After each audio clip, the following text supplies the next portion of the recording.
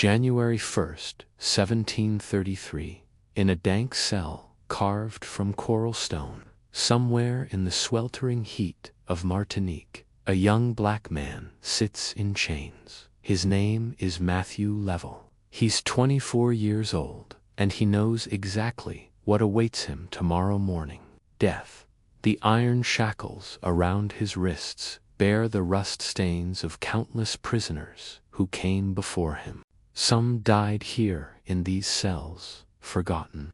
Others were dragged to the gallows, their final screams echoing across the plantation fields, where sugarcane grows thick with the blood and sweat of the enslaved. But Mathieu isn't just any prisoner. He's what the colonial authorities call a repeat offender. 3 times he's tried to escape the plantation that holds him in bondage. 3 times he's tasted freedom for precious hours before the hunting dogs found his scent. And 3 times he's paid the price in flesh and suffering that would break most men. Yet here he sits, defiant even in the face of certain death. Before we dive into this extraordinary tale, I want you to do something for me. Wherever you're listening to this story, whether you're driving through city streets, walking in the countryside, or sitting in the comfort of your home, take a moment to imagine what it means to choose between 2 forms of damnation. Because that's exactly what happened to Mathieu Léveillé on that humid January morning nearly 3 centuries ago. And if you're finding value in stories that uncover the hidden darkness of our past, consider subscribing. These tales of forgotten lives and impossible choices deserve to be remembered. What Mathieu doesn't know, as he listens to the guards sharpening their tools in the courtyard below, is that more than 3,000 miles away, in the frozen wilderness of New France, colonial authorities are facing a crisis of their own. They need someone to kill for them, legally, professionally, and they're willing to make a deal with the devil himself to find their man.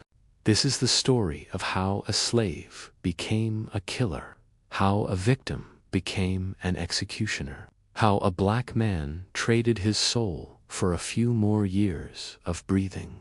It's a story that reveals the twisted machinery of colonial power, the impossible choices faced by the enslaved, and the price paid by those who survived by becoming the very instrument of death they once feared. The tale you're about to hear is true. Every detail has been pulled from colonial records, court documents, and the careful research of historians who've spent decades piecing together the life of one of New France's most unlikely figures. It's a story that challenges everything we think we know about survival, morality, and the lengths a human being will go to simply stay alive. But it begins, as all the darkest stories do, with a child who never had a choice. Somewhere around 1709, in the brutal heat of a Martinique sugar plantation, a child was born into slavery. We don't know his mother's name. We don't know if she lived long enough to see him take his first steps. What we do know is that from the moment Mathieu Léveillé drew his first breath, his life belonged to someone else. The French Antilles in the early 18th century were factories of human misery, designed with mathematical precision to extract maximum profit from human suffering. Sugar was white gold, and the plantations of Martinique were among the most profitable enterprises in the French colonial empire. But that wealth came at a price measured in human lives. Picture, if you will, the world that shaped young Mathieu. The plantation stretched for miles under the merciless Caribbean sun, its fields geometric and ordered, rows upon rows of sugarcane swaying in the trade winds, beautiful, even until you saw the people working those fields. The enslaved rose before dawn, roused by the crack of overseers' whips and the clanging of plantation bells. Men, women, Children, some barely old enough to walk, filed out to the fields where they would spend 16 hours under the blazing sun, cutting cane with machetes that grew heavy as lead in their hands. The sugar cane itself was beautiful in its way, tall and green and sweet, but it cut like razors when you brushed against it wrong, and the sap attracted insects that swarmed in clouds around the workers' sweating bodies. Matthew learned early that there were two types of people in this world: those who owned and those who were owned. The plantation master lived in a grand house with wraparound galleries, where he could sit in the shade and watch his human property labor in the killing heat. His family wore silk and lace imported from Paris, drank wine that cost more than most people saw in a lifetime, and spoke of the enslaved the way you might discuss livestock, because that's what they were, legally speaking: property, assets on a balance sheet. When plantation records listed the estate's holdings, Matthew's name appeared between 12 brood mares and 43 head of cattle. His monetary value was calculated based on his age, health, and projected years of labor. A young, strong male slave might be worth 800 French livres, an old man barely 100, a child almost nothing at all. The mathematics of slavery were brutally simple. Work a human being to death in 7 years, and you'd still turn a profit even after buying a replacement. The average life expectancy for an enslaved person on a Martinique sugar plantation was exactly that: 7 years from the day they arrived. Some lasted longer. Many didn't make it half that time. Young Matthew learned this arithmetic of death early. He watched older slaves simply disappear one day, their bodies too broken to continue. He saw children his own age die from diseases that proper medicine could have cured, but enslaved people weren't worth the expense of a doctor. He witnessed punishments so severe they served as warnings to everyone who saw them. The French Code Noir, the Black Code, legally governed the treatment of enslaved people in French colonies. On paper, it protected slaves from the worst abuses. Masters couldn't torture or kill their property without cause. They had to provide adequate food and clothing. They were required to allow religious instruction. But paper laws meant nothing in the cane fields. The Code Noir was routinely ignored by colonial authorities, who understood that the entire economy depended on the absolute subjugation of the enslaved population. Masters who killed slaves faced no real consequences. Overseers who beat workers to death were simply told to be more careful with valuable property. This was the world that forged Mathieu Léveillé's character, not the romantic vision of colonial life we sometimes see in history books, with its grand houses and elegant society. The real world, where human beings were reduced to their economic function and discarded when they could no longer perform it. But here's what makes Matthew's story remarkable. He refused to accept this reality. Most enslaved people found ways to survive within the system. They formed communities, created families when they could, found small moments of joy and dignity amid the horror. They resisted in quiet ways, working slowly, breaking tools, feigning illness. These were acts of incredible courage, small rebellions that preserved their humanity, even as the system tried to crush it. Matthew chose a different path. From childhood, he seems to have possessed something that the plantation system was designed to destroy: the unshakable belief that he deserved to be free. We don't know exactly when this conviction first took root. Perhaps it was the day he watched his mother die, if she lived long enough for him to remember her.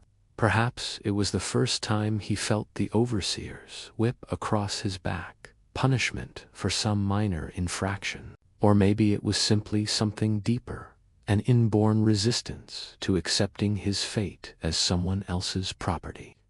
What we do know is that as Mathieu grew from child to teenager to young man, this belief in his right to freedom never wavered. It burned in him like a fever, growing stronger even as the plantation system tried to break him down. The other slaves recognized something different about him. In the slave quarters, after dark, when exhausted workers gathered around small fires to share what little food they had, Mathieu spoke about freedom not as a distant dream, but as an attainable goal.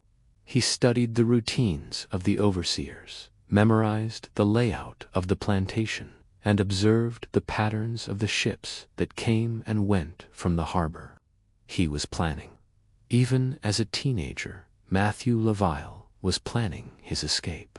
This kind of thinking was dangerous, extremely dangerous. The penalties for escape attempts were designed to be so severe that even contemplating flight would seem insane. Captured runaways faced punishment that could include branding, having limbs amputated, or death. These punishments were carried out publicly, often in front of the entire enslaved population, to serve as object lessons about the price of defiance. But Mathieu had made a calculation that defied the plantation's brutal logic. For him, a life in chains wasn't life at all. It was slow death, degradation so complete that it made the risk of violent death preferable to continued enslavement. As he entered his 20s, working in the sugar mills where slaves fed cane into crushing machines that could easily take off a hand or arm, Mathieu began to put his plans into action. He observed everything: which guards were lazy, which overseers drank too much, when the plantation's routines created opportunities for a determined man to slip away. He also observed the failed escape attempts of others. He saw which mistakes got people caught, which routes led to recapture, which strategies failed. Each failure taught him something valuable about what not to do when his moment came, because Mathieu never doubted that his moment would come. While other slaves learned to keep their heads down and survive, he learned patience. He waited for the perfect opportunity, knowing he might not get a second chance. That opportunity finally arrived in the early 1730s. The exact date is lost to history, but colonial records suggest it was during the harvest season, when the plantation was focused on processing the sugarcane crop. Extra ships in the harbor, more activity in the port, more confusion that a clever man could use to disappear. Mathieu made his move. For a few precious hours, he was free.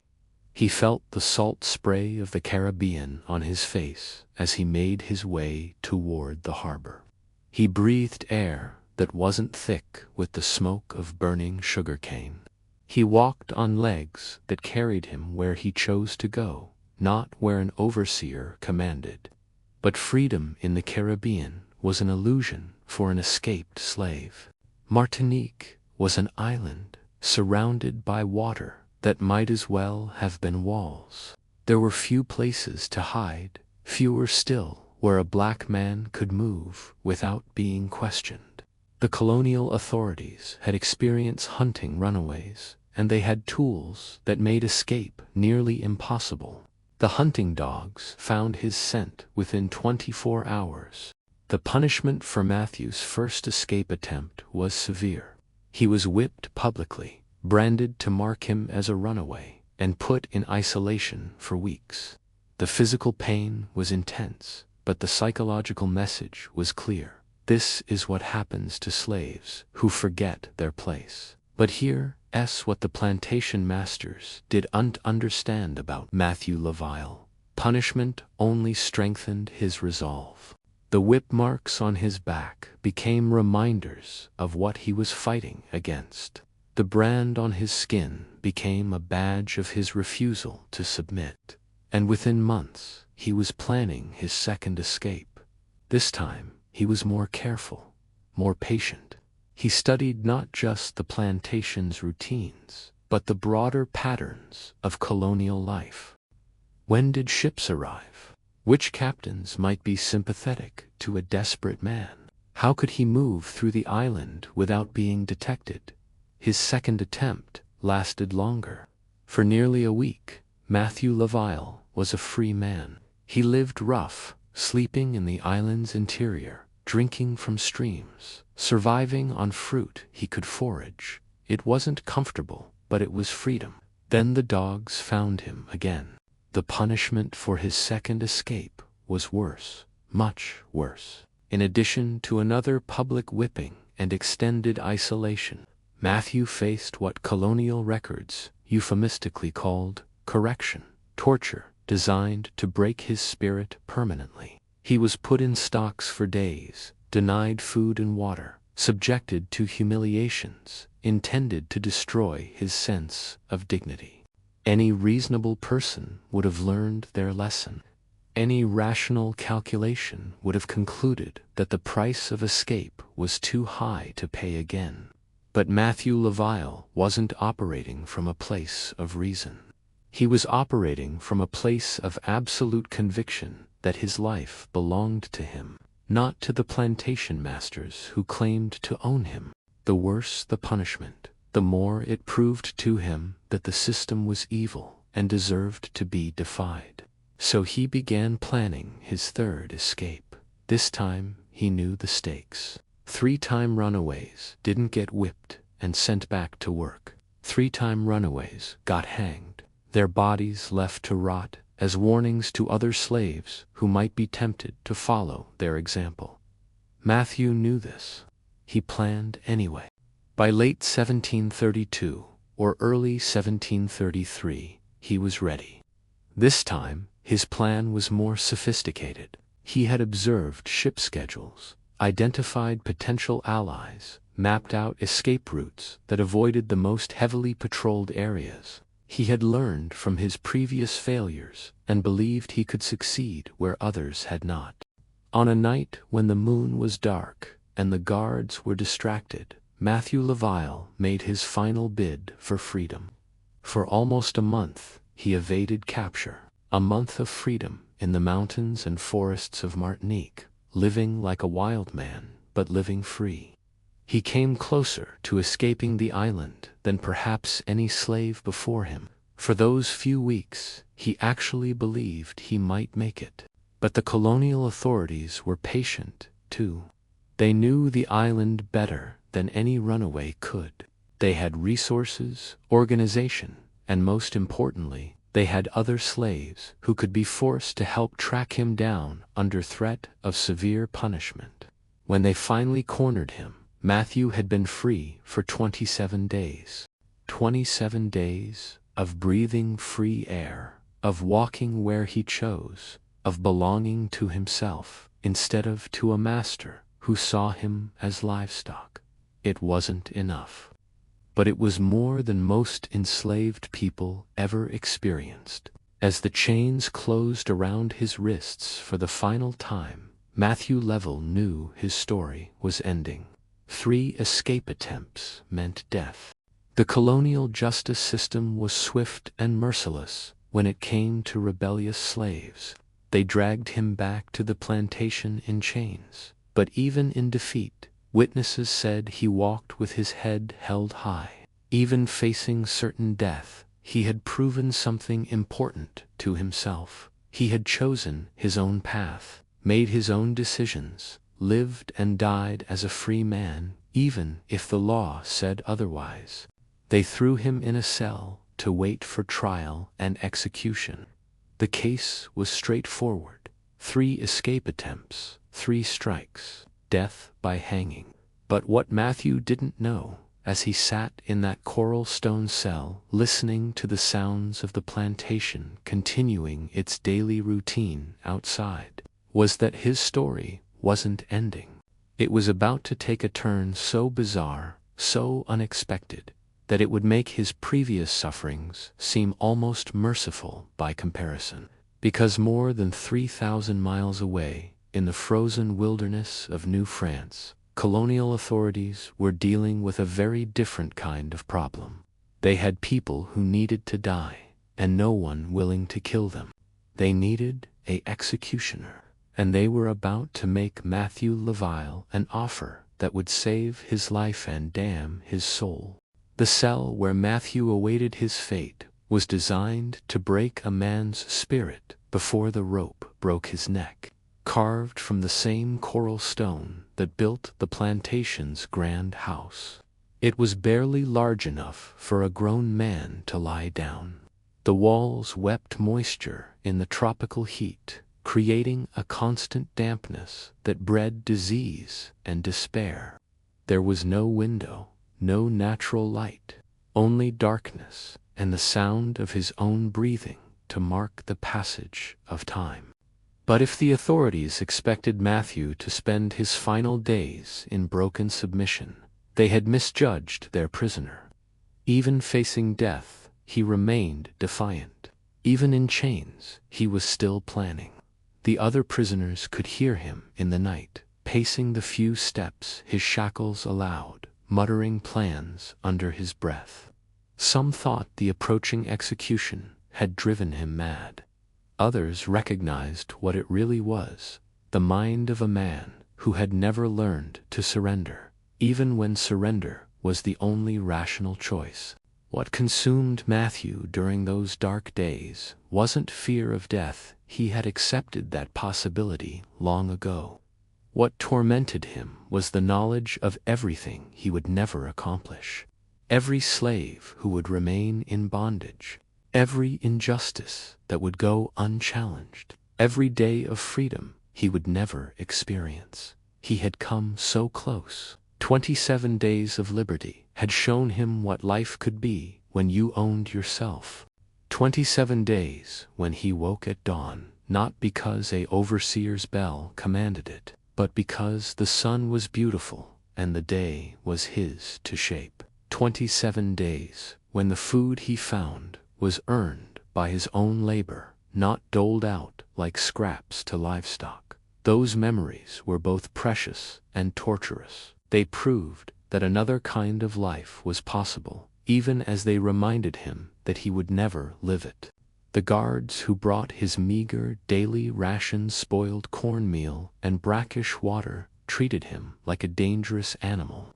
They spoke about him in his presence as if he couldn't understand their words, discussing his upcoming execution with the casual indifference of butchers talking about slaughtering a pig. 3 tries, one guard said, ladling the gray mush that passed for food into Mathieu's bowl. Stupid Negro, never learned when to quit. Should have killed him after the second time, replied another. Would have saved us all this trouble. They did understand that their casual cruelty only reinforced everything Mathieu believed about the system that held him. These men spoke about ending his life with the same tone they might use to discuss repairing a broken tool. To them, he wasn't human. He was property that had malfunctioned and needed to be discarded. But Mathieu had learned something during his 3 escape attempts that his captors could comprehend: the difference between existing and living. Most slaves existed. They survived from day to day, finding small pleasures where they could, enduring because the alternative was death. Mathieu had chosen to live. He had made decisions based on his own values rather than accepting the values imposed on him. He had acted according to his own moral compass rather than submitting to the twisted morality of slavery. Even if it killed him, he had lived as a free man in ways that many legally free people never achieved. This distinction mattered to him. In the darkness of his cell, facing certain death, it was the one thing they couldn't take away from him. The trial, when it finally came, was a formality. Colonial justice moved swiftly, when dealing with rebellious slaves. There was no real question of guilt.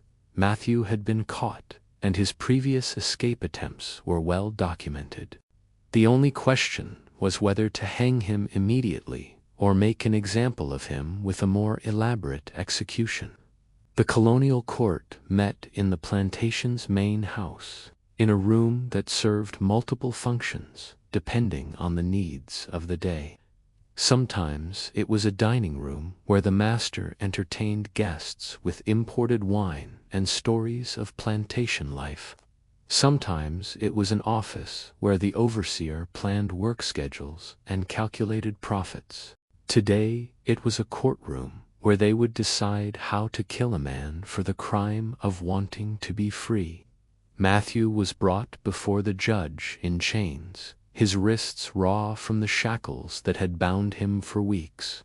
He had lost weight during his imprisonment, and his clothes, the rough cloth garments that marked him as property, hung loose on his frame. But his eyes still burned with the same defiance that had driven him to escape 3 times. The proceedings were conducted in French, which Mathieu understood, but was not supposed to speak without permission. The judge, a colonial official whose wealth came directly from the slave trade, read the charges with the bored efficiency of a man performing a routine task. Mathieu, slave of the plantation of Monsieur Sereau, you stand accused of escape and vagrancy. 3 separate instances. How do you answer these charges? Mathieu looked at the judge for a long moment. He could have pleaded for mercy. He could have thrown himself on the court's compassion, promised to be a model slave if they spared his life. Many condemned men tried this strategy, hoping to reduce their sentence to something survivable. Instead, Mathieu stood as straight as his chains allowed and said, "I am guilty of being free." The words hung in the humid air like a challenge. The judge's face darkened. The court clerk stopped writing. Even the guards shifted uncomfortably at the audacity of a slave claiming freedom as a virtue rather than begging forgiveness for it. "You are guilty of theft," the judge corrected coldly. "Theft of yourself from your lawful master. Theft of labor and property rightfully belonging to another. 3 times you have stolen yourself away, and 3 times you have been recovered. This court cannot allow such defiance to go unpunished." The sentence was death by hanging, to be carried out within the week. The execution would be public, conducted in the plantation's main courtyard, where all the enslaved workers could witness the price of rebellion. Mathieu's body would be left hanging for days afterward, a rotting reminder of what happened to slaves who forgot their place. As the guards prepared to return him to his cell, Mathieu was allowed one final statement. Most condemned men used this opportunity to beg for mercy or make peace with their fate. Mathieu chose differently. "I have lived as a free man for 27 days, he said, his voice carrying clearly through the room. "That is more freedom than any of you will ever know, because you are slaves to your own hatred and fear. You chain my body, but you cannot chain my spirit. And when you hang me, you will only prove that your system is so weak it cannot survive the example of one man who refused to accept it." The silence that followed was absolute. No slave had ever spoken to a colonial court this way. The very walls seemed to absorb his words and hold them, creating a moment that stretched between courage and madness. Then the judge's gavel fell, and the moment was over. The guards dragged Mathieu back to his cell, where he would wait for his appointment with the hangman's rope. But as he disappeared into the coral stone corridors of the plantation prison, something had changed. His words had created a crack in the facade of absolute authority that slavery required. For just a moment, the enslaved people who heard his statement had glimpsed a different possibility, the idea that a man could choose dignity over survival, principle over preservation, that crack would grow, not immediately, not dramatically, but it would grow, because Mathieu had done something more dangerous than escaping from slavery. He had demonstrated that it was possible to remain free even in chains, to claim victory even in defeat, to live with dignity even under a system designed to destroy human dignity completely. The authorities understood this danger better than they cared to admit. A slave who escaped and was recaptured was a manageable problem. A slave who escaped and remained unbroken, even in the face of death, was something else entirely. An inspiration, a symbol, a walking contradiction to everything slavery claimed about the natural order of human society. That's why they had planned to hang him publicly with maximum ceremony and intimidation. That's why his body was supposed to remain on display for days, rotting in the tropical heat until even the bravest slave would think twice about following his example. But as Mathieu sat in his cell during those final days, counting down the hours until his execution, forces beyond his knowledge or control were already in motion. A strange convergence of bureaucratic necessity and imperial politics was about to offer him something unprecedented, a way to live that was worse than death, a survival that would require him to become the very instrument of oppression he had spent his life resisting. 3,000 miles away, in the frozen wilderness of New France, colonial administrators were dealing with their own crisis. The last official executioner had died months ago, and they couldn't find anyone willing to take his place. Without an executioner, the colonial justice system couldn't function. Criminals went unpunished, sentences remained uncarried out, and the authority of French law appeared weak and uncertain. They needed someone to kill for them, someone expendable, someone with no choice, someone who understood that refusing would mean their own immediate death. They needed exactly the kind of man who was sitting in a Martinique prison cell, awaiting his own execution for the crime of refusing to accept slavery.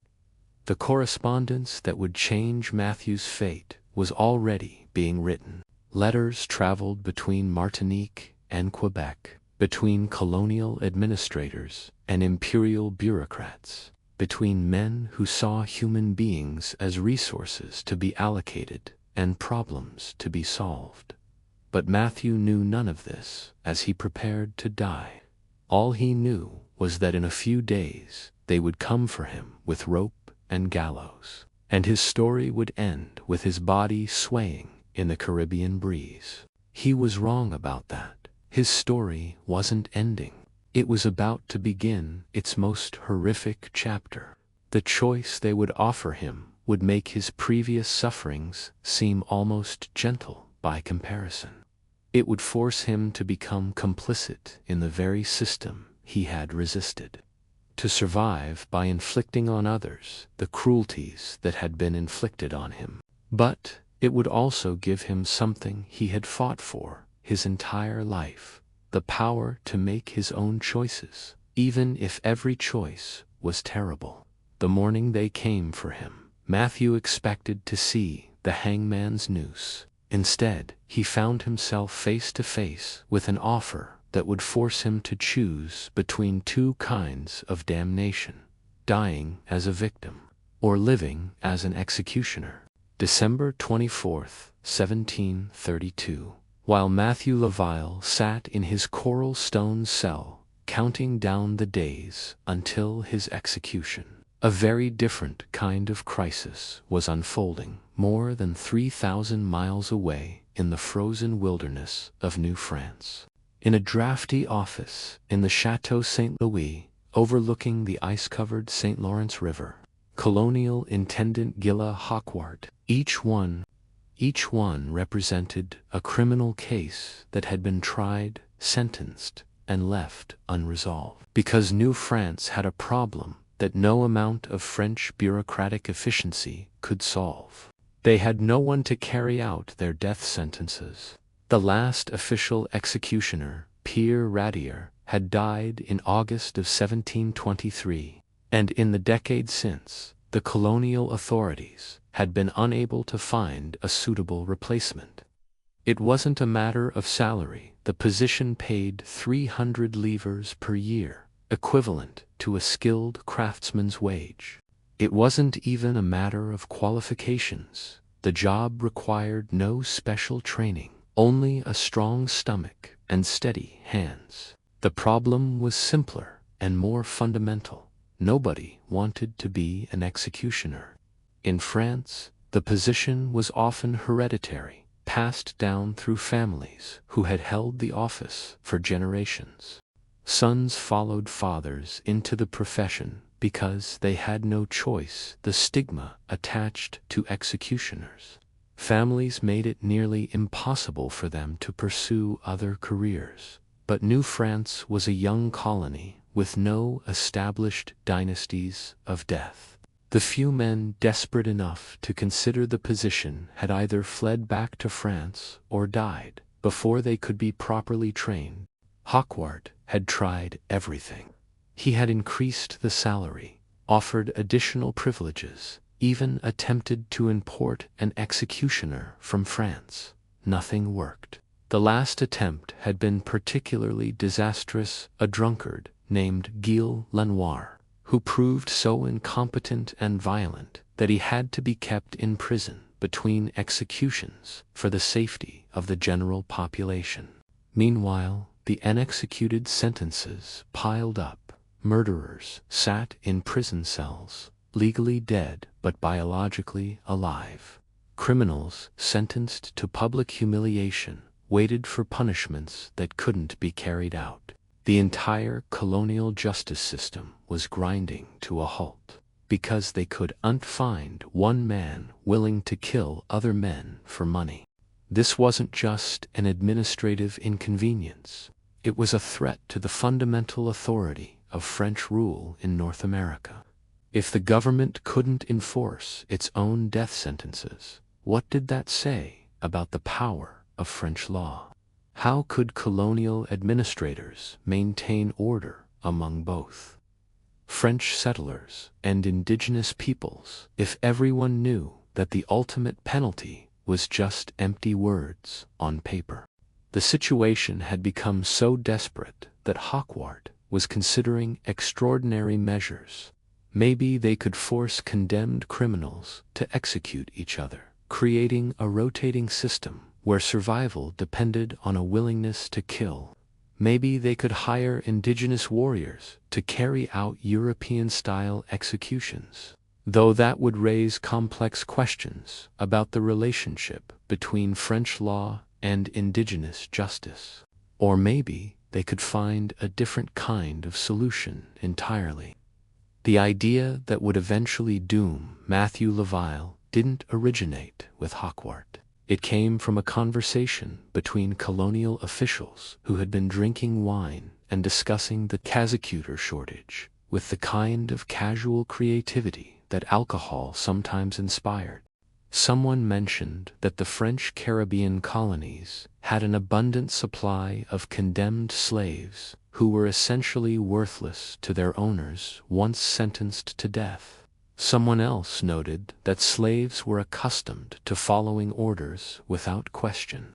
A third person observed that a condemned slave would be highly motivated to perform any task that might spare his life. It was a perfect bureaucratic solution.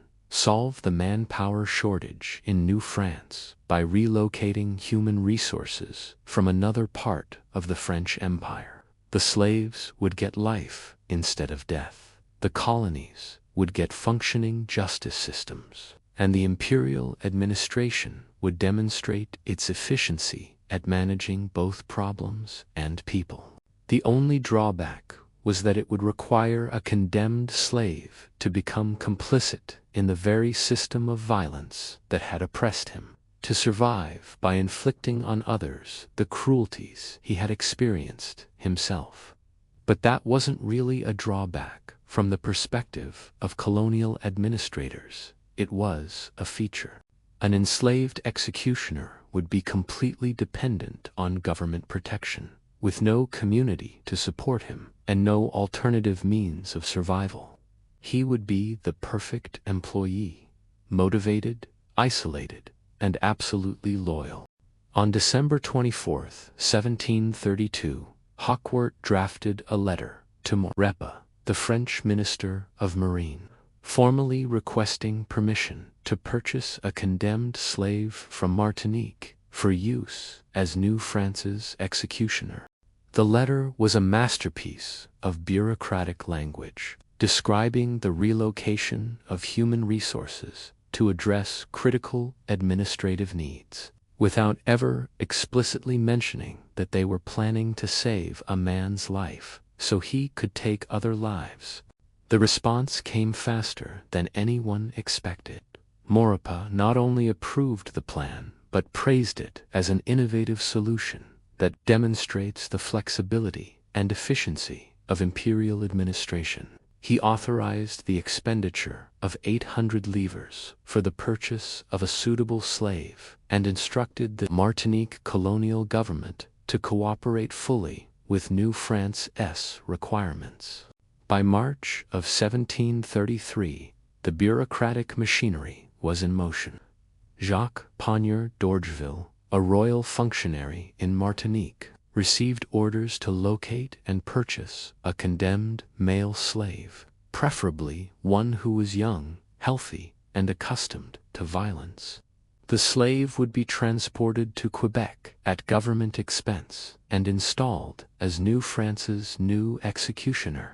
The timing was perfect. Mathieu Léveillé was sitting in his cell, days away from his scheduled execution, when d'Orgeville received his instructions. Here was exactly what New France needed: a young, strong man who had demonstrated both physical courage and moral flexibility. His 3 escape attempts proved he was resourceful and determined. His impending execution meant he could be acquired cheaply and would be highly motivated to accept his new role.